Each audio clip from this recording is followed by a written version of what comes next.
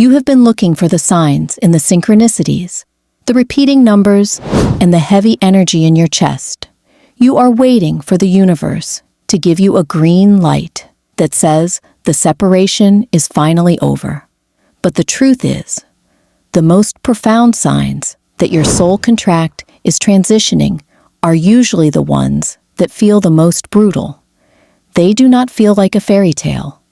They feel like an ending, because before the new version of this connection can begin, the version of you that was addicted to the chase has to die.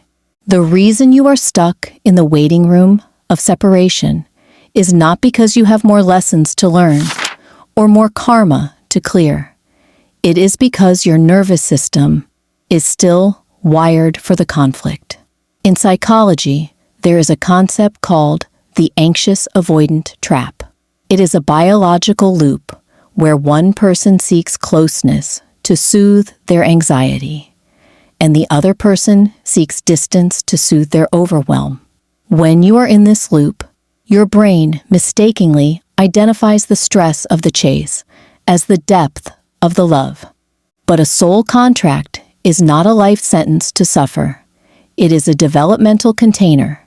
Its only goal is to move you from a state of external seeking to a state of internal sovereignty. When the contract transitions, the signs are not external messages from them. The signs are internal shifts in your own biology. Here is the first brutal sign. You stop feeling the frantic need to check.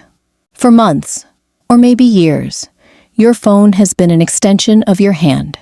You scan their social media for clues.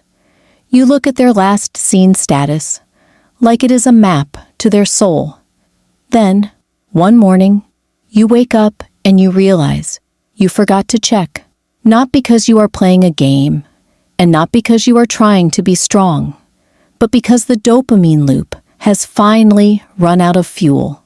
Your brain has stopped associating their digital presence with your survival. This is not you losing the connection. This is your nervous system finally returning to its own center. The second sign is even more uncomfortable. You start to see them as a human being instead of a divine icon. In the heat of a twin flame connection, we tend to put the other person on a pedestal of destiny. We excuse their silence as a spiritual process.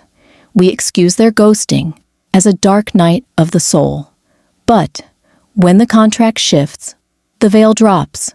You start to see the unhealed wounds, the emotional immaturity, and the simple human limitations of the person you have been chasing.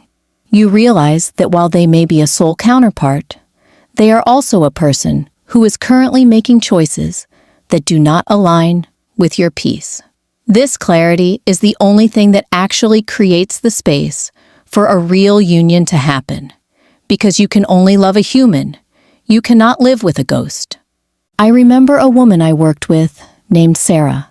She had been in a brutal separation for 3 years. She had done every clearing, every meditation, and every manifestation ritual. She lived in a constant state of high alert, waiting for a sign. One afternoon, she was sitting in a coffee shop and she saw someone who looked like him. Usually, her heart would have hammered against her ribs. She would have felt that familiar spike of cortisol and hope.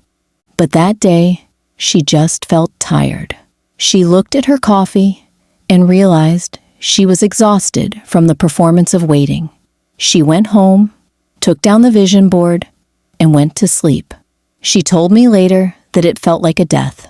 She thought she had failed. But 3 days later, for the first time in 18 months, he sent her a message. Not because she finally manifested him, but because the energetic tether of her obsession had finally snapped. She was no longer a match for the chase. She was finally a match for the meeting. This leads to the third sign. Your triggers lose their charge. You hear a song that used to make you cry, and you just hear a song. You hear their name mentioned in a conversation, and your stomach does not drop. This is what we call emotional neutrality. In the twin flame world, people fear this. They think if they stop feeling the pain, the connection is gone. But the opposite is true. The pain was the static on the radio. Neutrality is the clear frequency. It means your trauma is no longer driving the car. The fourth sign is a sudden, intense focus on your own life. You start projects you have been putting off. You reconnect with friends you sidelined while you were grieving. You start to feel an almost aggressive sense of self-leadership. It is as if the energy you were using to hold a space for them has finally returned to your own bank account. You are no longer living in the waiting room. You are living in the house. And the final, most brutal sign is the realization that you would be okay if they never came back. This is the ultimate paradox of the soul contract. As long as you feel like you need them to survive, the separation must continue because the contract is trying to teach you that you are already whole.